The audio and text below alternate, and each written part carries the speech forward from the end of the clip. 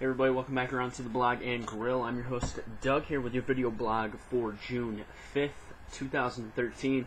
And on a day before the NBA Finals, many of you would probably think that's what I'd start with, but it is not. Following this PED scandal coming from Major League Baseball, Major League Baseball is seeking to suspend the names of Alex Rodriguez, Ryan Braun, and 18 other players with their link with Bio-Genesis, the PED clinic in Miami, headed up by Tony Bosch.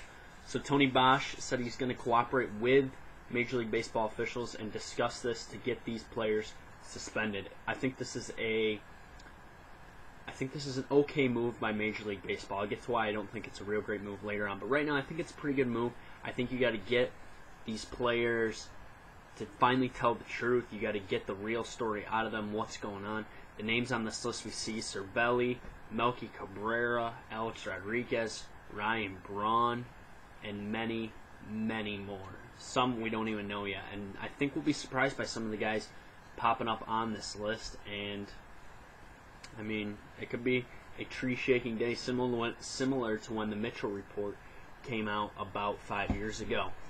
So 100 games. Some of these players, Major League Baseball is saying they want to suspend some of these guys 100 games, the likes of Alex Rodriguez and Ryan Braun, because they're saying they had two violations. They violated when they used the substance, and they also their second violation was when they ultimately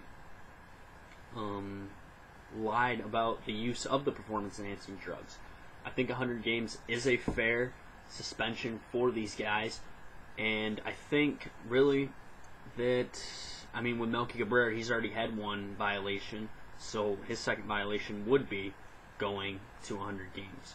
But I think it needs to be a little bit more strict, because these guys are thinking, okay, I take PEDs, I make $30 million a year, and I have to sit out 50 games, big deal. Or I have to sit out 100 games, big deal. I could use the rest. That, I mean, Major League Baseball maybe needs to, they have the strictest drug policy right now in sports, but I think they might need to get even a little stricter, just because players are complacent about it and they're not worried. They're more worried about getting their money than they are about serving the suspension. So that could be an issue. And finally, the reason it could be a bad move for Major League Baseball is just the credibility of Tony Bosch. How credible is this drug PED clinic of Bio-Genesis leader from Miami coming to players in secret? How credible is this guy? And I don't think this will hold up in any form of a court unless somebody else more reliable comes out and says, yeah, they did it, yeah, they did it, yeah, they did it. If not, I don't think this is going to hold up. And I think Major League Baseball could really struggle with this, and probably should have gone after Victor Conte a little more, because now they're going after Tony Bosch, and it might not work out good for Major League Baseball. So that's all I got to say about that. Now it's time to look at the NBA Finals. The NBA Finals will tip tomorrow night in South Beach. I'm going to look at 3 questions the Spurs need to answer and 3 questions the Heat need to answer. So the first question for the Spurs is, who is going to guard Tony Parker? They have to figure out who's going to guard Tony Parker. They can make up their game plan. Could be, I don't know who's gonna. Might be Mario Chalmers for a little bit, but he's not a great defender. Norris Cole's too small. I guess you might be able to put Shane Battier on him when he's out there, but I've even heard LeBron James might guard him, which would be a great thing, I think, for San Antonio, because that would leave Duncan and Splitter really open down low. Second question, can these young guys play well? Danny Green, Kawhi Leonard, Thiago Splitter. Can these guys get it done on the biggest stage? And I think they could. I think Thiago Splitter more than the other two, just because the other two are more jump shooters. I think Splitter can definitely make his presence felt down low. But they're going to have to get the other guys that are open shots for sure. And it'll be an exciting series to watch for sure. And finally, how healthy is Manu Ginobili? I know he's had the 9 days off. I think that'd be most beneficial to the Spurs. And, I mean, if Ginobili is... Everybody says if Dwayne Wade's 80%, he's good enough.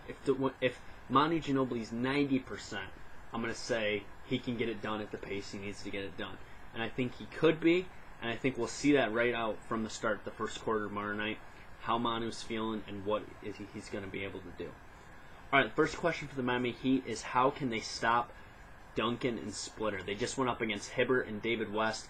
These two guys, Duncan and Splitter, even are taller than David West, not taller than Hibbert, but Splitter is a physical presence, very underrated defender, and he can even score a little too, so they're going to have to work on him. Duncan can also hit the mid-range jumper, which Hibbert couldn't, so more of a kink into their game for sure.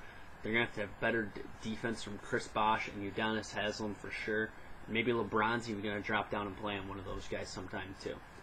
All right, next, the role players. Can the role players hit their shots? The role players have to make their threes. Ray Allen, Shane Battier, Mike Miller, Norris Cole, even Mario Chalmers. They got to come out and they got to make their shots when they're open. They can't pass up open shots. And it's going to be key for them, for the Miami Heat, to move the ball effectively against this decent defensive team of the San Antonio Spurs. And finally, a big key for the Heat, I'd love to save it for last. Can Dwayne Wade give them 3 20-point games? I think they need 3 20-point games out of Dwayne Wade to stay in this series, and Dwayne Wade is going to have to not just get there physically, but also mentally as well. Overall, though, I think it's going to add up to Heat winning the series in 7, but it's going to be interesting. I think San Antonio, after 5 games, will be up 3-2 going back to Miami. Of course, they switched it up in the finals. It's 2-3-2, so Miami will start with 2 at home, go to San Antonio for 3, and then come back for home. So I think it's going to be Miami in Game 1. San Antonio is going to win Games 2 and 3. Miami will win Game 4. San Antonio will take Game 5 and go up 3-2. And Miami will win the last 2 to get their 2nd straight NBA title. I mean, it's going to be a very good series for sure. I think the first quarter tomorrow night could be a little shaky for the Spurs as well. But my prediction for tomorrow night's score, let's go, I'm going to go into the hundreds. I'm going to go 102-97 Miami. That's my pick for tomorrow night. All right, now a quick look at my top 5 in the Major League Baseball Power Rankings. Number 5, the Red Sox. 4, the Braves. 3, the Reds. 2, the Rangers. And number 1 are the St. Louis Cardinals. All right, tune back in Friday. I have a weekend preview for you. We'll be looking at some NASCAR, some horse racing as well, and I'll give you my Game 1 reaction after tomorrow night's NBA Finals Game 1. Make sure you check it out. Always remember, comment, questions, subscribe to my page. I get the 100th episode coming up on Monday, so that's going to be something to tune into as well. Thanks for tuning into the Blog and Grill. Have a good one. We'll talk to you on Friday.